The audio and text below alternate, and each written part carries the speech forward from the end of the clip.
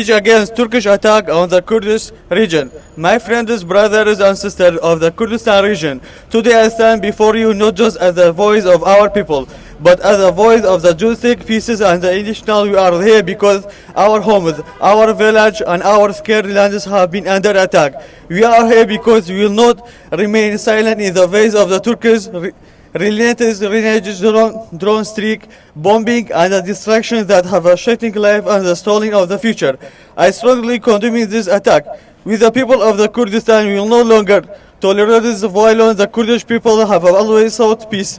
We have always desired to live in harmony with our neighbor, but the Turkish government has chosen the path of war, not just against to fighter, but against incarnate killing aggression our children, our ladies and our community.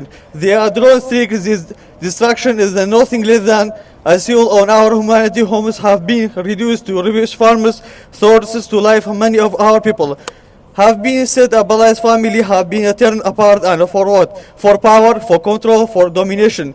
This is not the act of the government seeking pieces. It's the brutal stage of the one that seek of air as. But we will not be heirs, we will not be allowed down to operation. Every bombing, dropping, every life taken, only thing is our resolve to fight for our freedom, for our right, exact pieces of our land.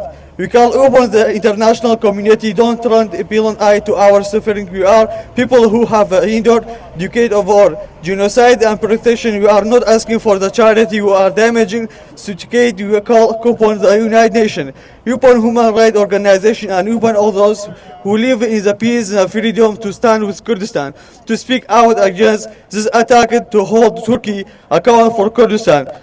To Kurdish people, I stand with you in this moment of pain, of anger, of the tension, of stretch is not over, but neither is our hope. Together united, we will continue to fight for future. We will children can live free from discretion and free to define their own decency.